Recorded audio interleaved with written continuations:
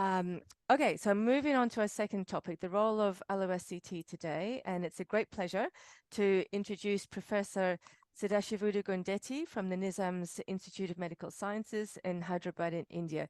Such a privilege to have you here today, Professor Gundeti. Welcome. And our final expert today is Professor Naeem Chaudhri from Saudi Arabia. Naeem is an ICMLF key discussion alumni who does the most wonderful job in holding the show together, sometimes in the face of very poor communications and missing experts. So it's very nice to have you joining us again today. Welcome, both of you. Dr. Gundeti, if you would get your slides up, please. Thank you. Yeah, thank you very much for having me here and inviting me to share our experiences in two cases. I think already we have discussed in the two cases the role of stem cell transplantation. But in our setup, what we do regularly, just what are the problems we face in India? Just wanted to discuss the case.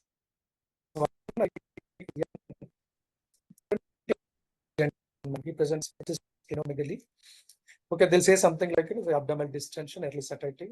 So with the weight loss, but this patient typically has the fever and all the B symptoms. No significant past history, no family history, and is a not addicted to any alcohol or smoke. No pallor also, surprisingly, but no jaundice or lymphadenopathy. The mass is splenomegaly, 20 centimeter below the left costal margin. And along with that, there is a hepatomegaly 4 centimeter below the right costal margin with a mild ascites and a serious respiratory system and a CNS are unremarkable. The hemoglobin was around 11.4 grams per deciliter. Total WBC count here is 2.63 lakhs. Okay, so for platelet count is 58,000. So the differential count is everything. It looks suggestive of something like a blast crisis only. So we have done the CML. They did something in immunophenotyping. Ultimately, they could be able to see something all the basophils, eosinophils in the peripheral smear, and the peripheral immunophenotyping suggestive of clearly there is a CML lymphoid blast crisis. Okay, there is again B lymphoid blast crisis. A P210 is positive. So they started treatment with the BFM90 induction protocol with the dasatinib 100 mg. The CSF virology initially they did is inconclusive. The complete induction with severe bone marrow suppression and a brief interruption of dasatinib because dasatinib with the induction chemotherapy very, very toxic. Sometimes we had to stop this dasatinib for a week also and more than that also. And ultimately, this post-induction marrow is in morphological remission. That is a CML-CP. But MRD has been very critical. MRD is negative 0.01 in this case. So we counseled him for again stem cell transplantation in this case.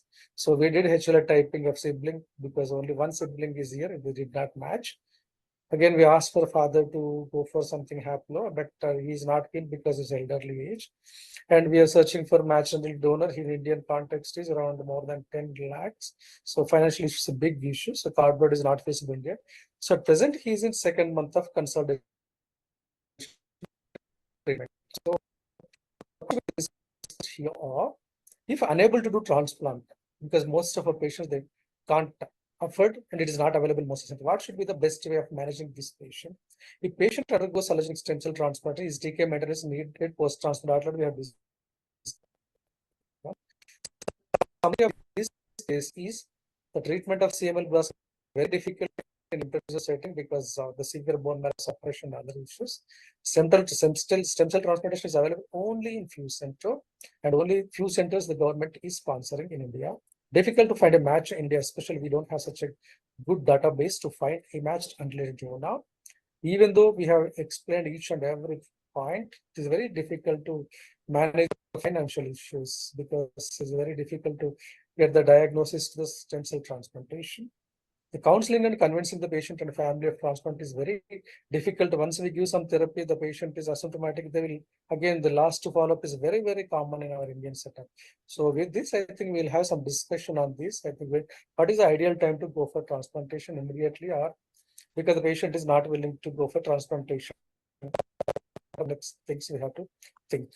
So, Professor Naeem, we'll go to you first, please. Yeah, it's an interesting case actually, because the patient is unwilling to go for transplant, but My So first you question was that the patient is currently in remission.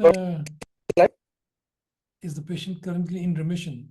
So let's say if the patient is in, as I Yes, sir. read through You're able to the hear- slides, the patient is in MRD negativity by flow cytometry, I guess, less than 0.01. That is, I think, good enough to continue the therapy if he doesn't want to go through a transplant. But my question was, the sibling should be a haplo by definition. If his sibling unmatched should be at least a haplo. Not feeling, for example. Can't hear. I'm sorry, I didn't hear you. Yeah, we're struggling with the audio here, Okay, Dr. so Gundeti. let's say your first question was. Yes, sir. Hello. This is a summary slide. Okay. Okay. So if the patient is unwilling to go through a transplant, and I think the non-transplant therapy to get him into a lifelong remission would not be cheap also, especially if you want to continue a TKI that he's responded to dasatinib, and you want to consolidate this remission status with something like blinatumomab, at least for 2 to 4 cycles. The more apparently is better. Presented in the EBMT this year in April also. I think that is one way to go, to continue on the therapy with the same maintenance of the BFM protocol. And if you can consolidate some blinatumomab and continue maintenance for as long as it's possible, that's number one. But if he's willing to transplant, I would look at the donor-specific antibodies, and I would consider the sibling. By definition, should be haplo at least, if they are willing to go through a transplant. If you have a MUD, So, they say if there is a MUD, even if he's not fully matched, if he's 7 out of 8 also, but a young donor would be, I think, as good as a haplo. But only of problem course, is we did the post-transplant HLA side type. use. We did HLA typing. It is only 2 by something, 2 by 10, sir. Only one sibling is there. So we could not find the ideal, even haplo also. There is a problem. Okay, maybe there's some shared haplotypes. So if he's not willing to go to transplant, I think the other choice, if there's no, is there a MUD available with 7 out of 8, for example? Not a full match, but a young donor who's 7 out of 8? That would be a good choice. The outcome is as good as haplo if it's a young 7 out of 8 match unrelated donor.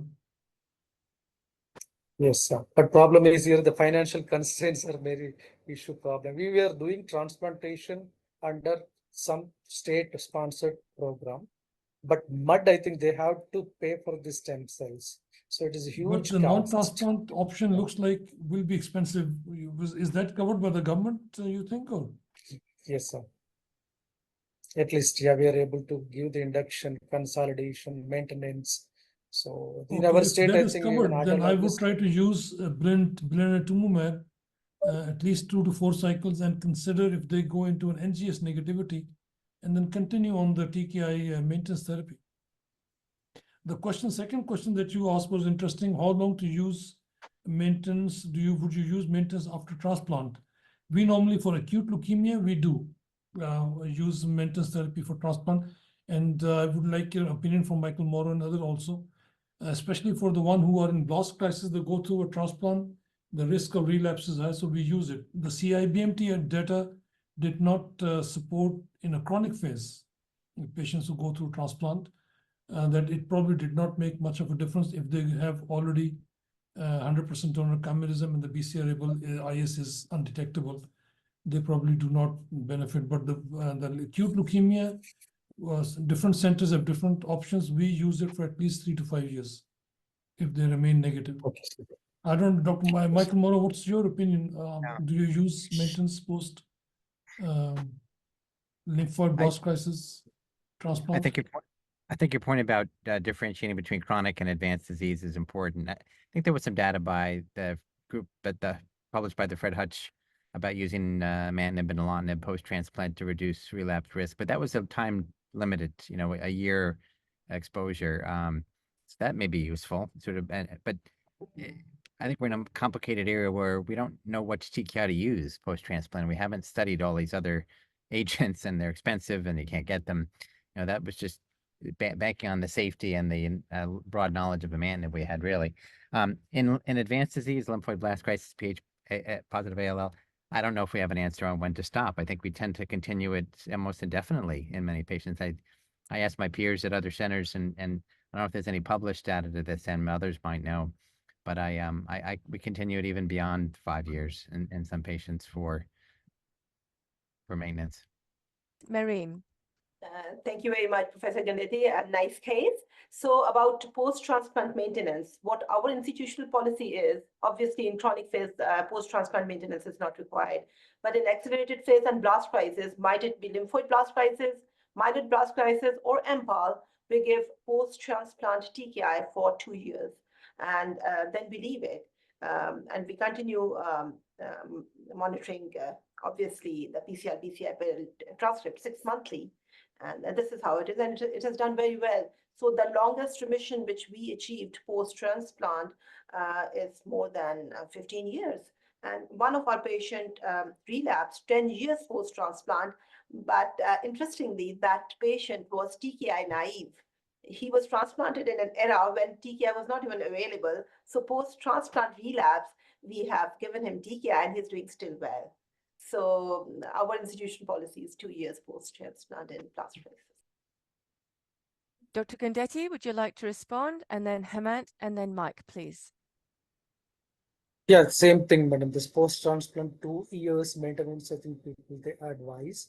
But again, everything is based on the BCR-ABL monitoring. So the BCR-ABL is again go 0, then we can stop after 2 to 3 years. But I think Michael mentioned clearly that when sometimes we may extend up to 3 years also. So there's a one question in the chart box. So how do you differentiate between a CML blast crisis with ALL with the pH positivity?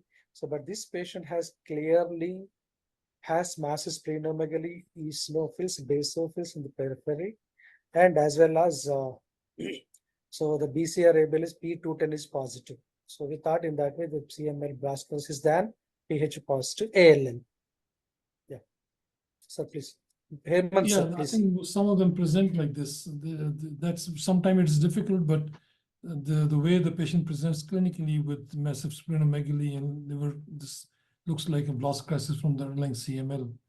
Another question Dr. Gundeti asked was what TKI to use post-transplant. Was that one of your questions? What normally is done is if you are able to get a patient into remission with a TKI, that whether it's a new one or a naive, we use the same one, given the fact that they have already shown sensitivity for getting into a remission prior to transplant, unless there is a specific mutation that you want to target. But generally, it's the same TKI that you use pre-transplant. Thank you, sir. Hemant. Hemant, sir. So my question is to both Professor Chaudhri and Michael.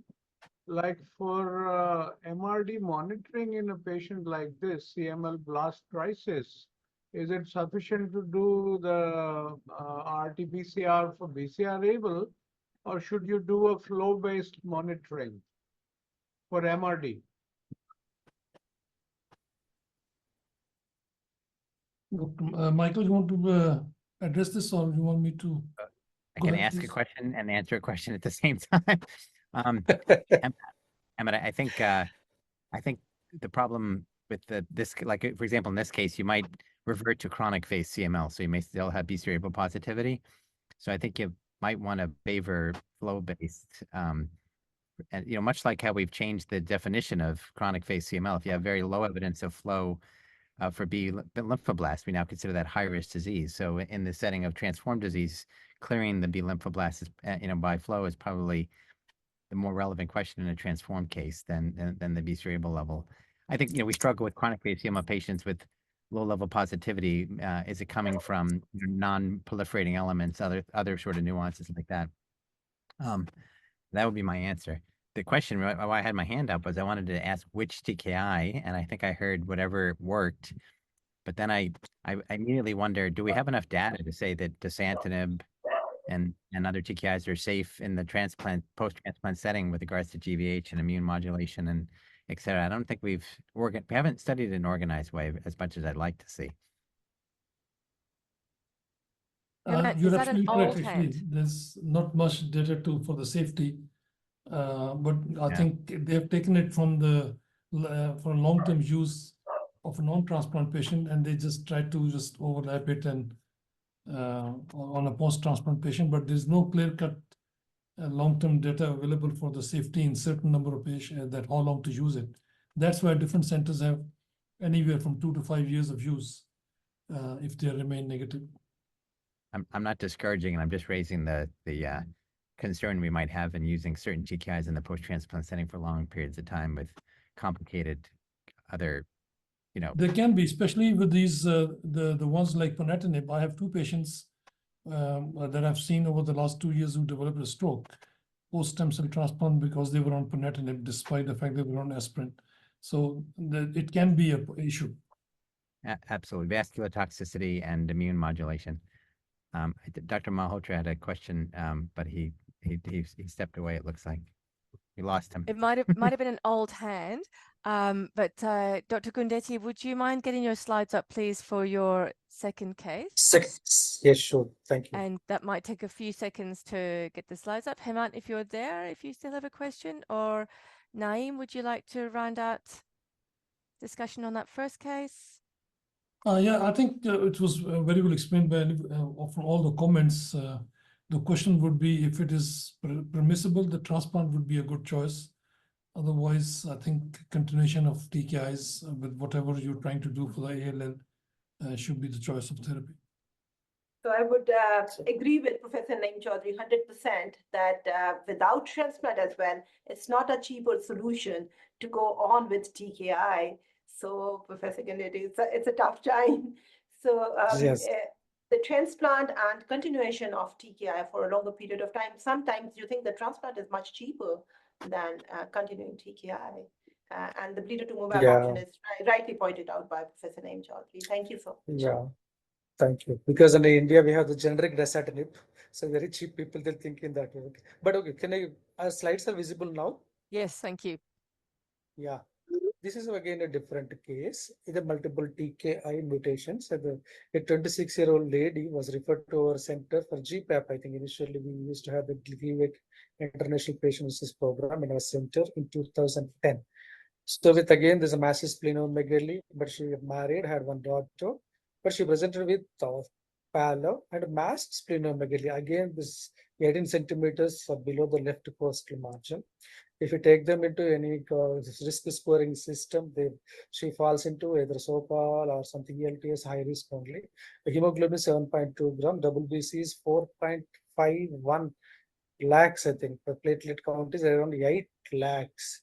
So the promyelocyte, everything looks like only CML CP only. BCR-ABL is P210 positive. All are normal. And she was registered under GPAP program. We started her on Glivec from 2010 up to 15, around 5 years. She was okay. She used to come to regularly to our hospital for this BCR-ABL testing. But suddenly, I think there is a loss of MMR. So hence we did something like a bone marrow. At that point of time, so there's loss of CHR and we have seen loss of CCR also. So TKD mutation we did. So there was no mutation because 2015 we did not have many second generation TKI in India. So only option was increase the dose to 600 mg of imatinib. So BCR-ABL is again 14 and did not achieve CHR even after 8 months of dose hike.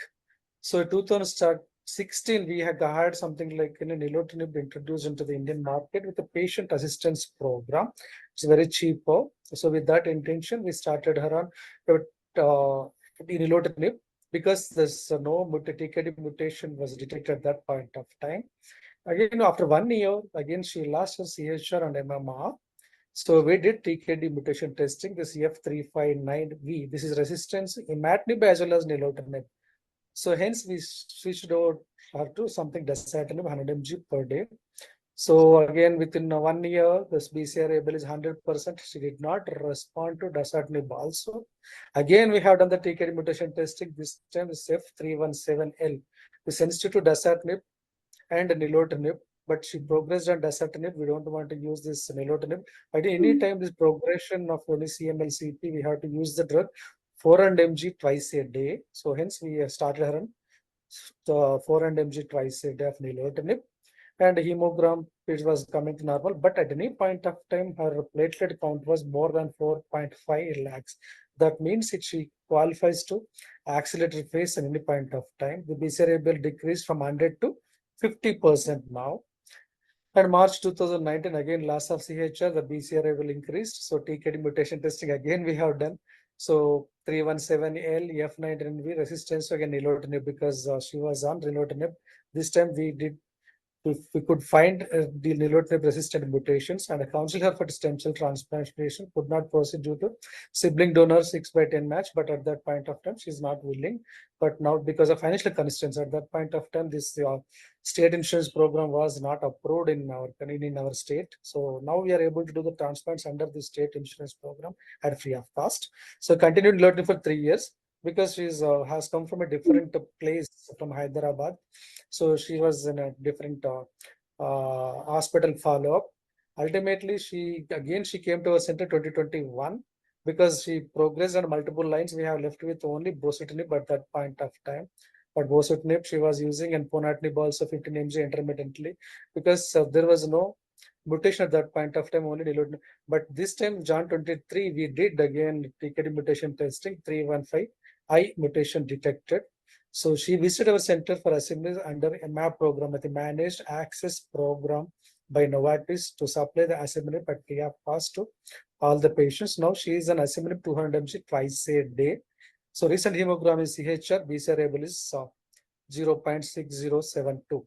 So you can see this right side, the report is her report only. So since we have the best drugs against resistant mutations like 315I, now she responded very well with this asciminib. Can we avoid stem cell transplantation even in resistant cases? So what is the right time to do stem cell transplantation resistant to TKD mutation patients? Which is the best conditioning and immunosuppressive regimen? What is the best strategy of post-transplant maintenance? What we have discussed just now. If the patient relapses after transplant, I think the first case Dr. Naeem discussed very nicely the post-transplant relapse management also. So these are my questions now. What a great series of Thank you very questions. much. And we'll go to Naeem first. Please keep your slide up, Dr. Gundeti. Yeah, it's Yes. a very interesting case. Let me go back first, Professor Gundeti, that in 2018-19, probably this patient may have had like a compound mutation, looks like. Yeah. And that's Yes, why sir. it's not responding. And then lately developed TT15I. So somebody who has developed these compound mutations, and as the disease progressed, although did not go into a blast crisis, but still with TT15I could have responded to ponatinib also, but I think 200 milligrams of asciminib was okay. And now that the patient has come down to 0.6, I think unless you push it and get it even more, it's possible the patient may stay there, but there is a risk that this patient may go into advanced phase disease anytime. So I would say that the best time to take this patient to transplant is now. I don't think we can continue using this. He has already exploited all the other TKIs, so he's at the end of use. So I would take the patient to transplant at this stage, and there certainly is eligible for that one. And I would use post-transplant maintenance therapy for sure. The second question is, what is the right time? I think is now, because of these mutations. The best conditioning therapy, in my opinion, and I would like the other people's opinion also, would be a myeloablative. The patient is young, and the donor that was picked up in 2019, maybe you people did not start haplo at that time. I think that patient can be used as a haplo.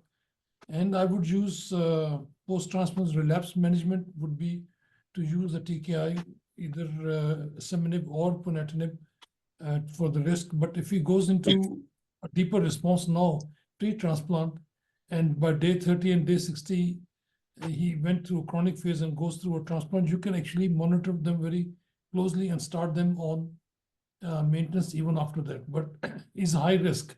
He's not a blast crisis, but he's still a high risk for relapse. So I would be very, very vigilant every 3 months follow-up for the purpose of to reduce the risk of post-transplant relapse. Maintenance therapy, this is the same question. Conditioning and immunosuppressive regimen. If you're going to do haplo, of course, I think you would use post-transplant cyclophosphamide. Should be fine. And I would be okay to use a peripheral blood stem cell transplant in this case, so that I don't know what the DSA would be. So haplo, we use bone marrows also, but we started going through peripheral blood stem cell transplants also for haplo for high-risk patients. If it was a garden variety chronic myeloid leukemia, I would have used bone marrow harvest. But for somebody who has already a compound mutation, they can break through and go into advanced phase disease, even post-transplant. Mike, what do you think? I was going to cite not such a recent study, but an interesting one. In the era when ponatinib was developed, there was this question from the EBMT about what was the value of transplant versus continued TKI therapy in chronic versus accelerated versus blastic phase. And the point was that in chronic phase, the survival curves crossed at 8 years. So some patients were able to gain, a number of good quality of life years prior to transplant. Whereas transplant obviously has much more upfront risk. Accelerated phase, which we no longer want to use that term, I guess, and blastic phase, definitely immediate transplantation with salvage was proper. This is not exactly the same type of patient. It's chronic phase disease, but it's complicated and the mutational spectrum is complicated. I'm encouraged by the response to asciminib. I think that, there could be some benefit, but if it's not feasible financially or longitudinally to continue this TKI, this is a highly resistant case, and it might be a question of transplant now versus transplant soon. So I understand that, but I just wanted to kind of raise that data. Thank you, sir. So because this patient got the medicine under MAP program free of cost, if they are going to stop from next month, I think we are requesting them to continue the support. Maybe when we are waiting for the response from the Novartis. So ideally, I think this patient is doing very well with this asciminib, very compliant patient, so how to go about this one again? Professor Gundeti, is ponatinib available in your center? No, sir. No. Because he did not use enough ponatinib. He was on intermittent dose, looks like. So that would be a good choice. Because some generic versions are available. Somebody used outside, but in center. So some generic versions, but his original version is not available in India, not marketed in India till now. So can I add in? So I think it is a wonderful case, and with compound mutations, and Professor Naeem Chaudhri very rightly pointed out that this is the time for transplant. The conditioning should be myeloablative followed by PT-Cy because this is a haplo, and immunosuppressive regimen. We give mycophenolate mofetil in haplo transplants, and this the post-transplant maintenance. I am not sure. This is the chronic phase going to transplant. Yeah. So my question is, does he really require post-transplant maintenance? And if he does, so few papers I've read that it's not essential to go for the same TKI because the clone has now been eradicated after transplant. You can go for simpler TKI like first and second generation as well.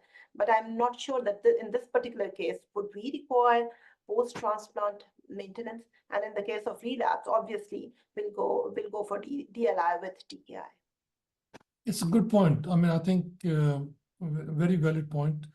My reservation on any other TKI would be that this clone has developed that has a compound mutation along with TT15I. So when the disease comes back, it will come back with the same kind of high-risk underlying mutations. So I would use the one that would target this compound mutation, certainly, if you want to use a maintenance therapy. But I guess if by day 30 and day 60, if the BCR-ABL IS is undetectable, you can actually watch them because it was a chronic phase. But I would be very vigilant, like every 3 months or day 90, day 120, day 180. So in case if there is any first evidence of the rise in the BCR-ABL, I would use the most effective therapy that would target the compound mutation, including the TT15I. Yes, I do agree with you, sir, because a chronic phase CML, Yeah, I agree. Because chronic phase CML, they may not need maintenance therapy because BCR-ABL is negative after transplantation. As you said, every 3 months we'll follow up them. If the BCR-ABL is gradually rising, sometimes there is a fluctuations of BCR-ABL also. I think we have to very careful by interpreting the reports also. At least we have to do that twice, this test, to confirm the relapse. Then only we can go ahead with this again. If you want, again, we can go for again TKD mutation testing once again. Then you can choose the TKI. That is our plan. Thank you, sir. Any other There's comments one from more anyone? point, just I wanted to add, Professor Gundeti, that let's say if this patient relapses because of the underlying compound mutations, and there's the choice of TKIs is not there, you could use DLIs also. I mean, this patient, especially if Yes, the sir. patient did not develop any GVHD. Yes, sir. DLI is the one of the options of any transplant relapse, especially CML, as the first case madam mentioned clearly. So she explained each and every possible post-transplant relapse management. So wonderful cases, both. Arlene, what's the next? I think this is a dilemma that everybody faces these days. There's so many Day-to-day TKIs available, practice. and some of these patients still break through and test your knowledge, your ability to take them to transplant. And I think the timing is one of the most important factor, especially for high-risk patients. Especially the second patient was really is tough to make a decision and take them to transplant at what stage. I think earlier the better. Can I ask a quick question before we close?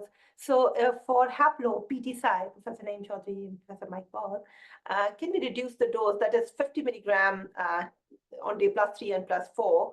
So we have seen viral reactivations with PTSI. So we are trying to reduce the dose. So in this particular case, for example, CML with haplo, can we go for the lesser doses, that is 25 milligram BD or 40 milligram 2 days post-transplant +3 and +4? Excellent point. And in the this year's April EBMT, there's a lot of data presented on, I don't know whether you were there or not, but a lot of data presented on decreased dose of post-transplant Psi. So that is very doable. Specifically, I don't I can't remember what the patient population especially particularly was, but this is the cases where there is a risk of that you feel is given the age or the underlying comorbidities. They have showed that what that indicated their studies was that low dose of PTSI was as good as the one that we have been using on a regular basis. Thank you very much, Doctor. Mike, thank you so much for manning the chat there. Do you have another comment to make about these very interesting and difficult cases? Yeah, I saw a lot of questions were answered, Mike. Yeah. My pleasure. I think we had a really great discussion, and I thank my peers for bringing the cases forward. My job was pretty easy. I just had to have coffee and make sure my brain was working. But it's clear to me that the global community in CML is very thoughtful, very well educated, and very sophisticated, no matter where you are. So I commend all of your efforts for CML patients and for doing this with the ICMLF. It's wonderful. Thank you. And if no one else has any more questions or comments on those cases, gone. That was a very nice way to draw that meeting to close the discussion of the cases. Thank you so much, everyone. And the time just disappears, doesn't it? These cases are so rich and so, ripe for discussion. Thank you so much, Professor Sadashivudu Gundeti and Professor Naeem Chaudhri. That was a great discussion. Lots of questions and comments, of course. Thanks also to Professor Marine Ali Khan and Professor Mike Morrow.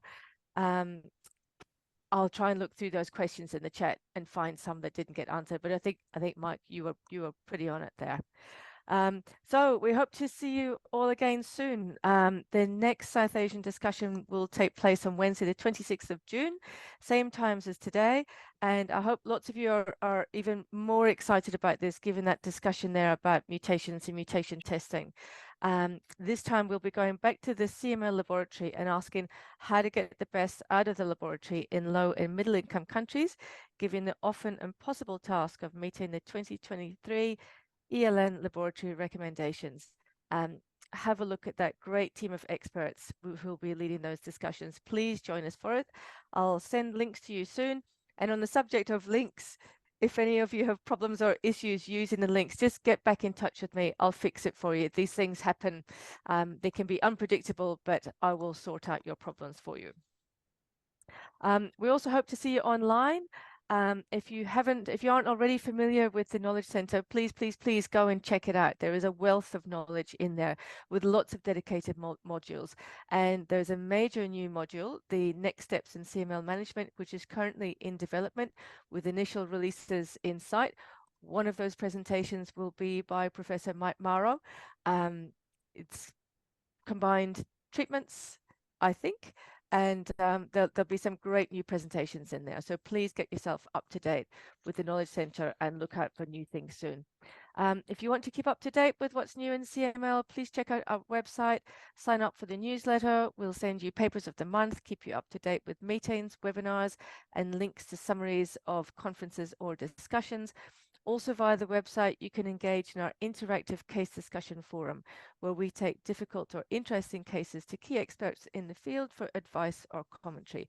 Or you might like to join our social media outlets, Facebook, Instagram, X, formerly known as Twitter, whichever it is that you prefer to engage in.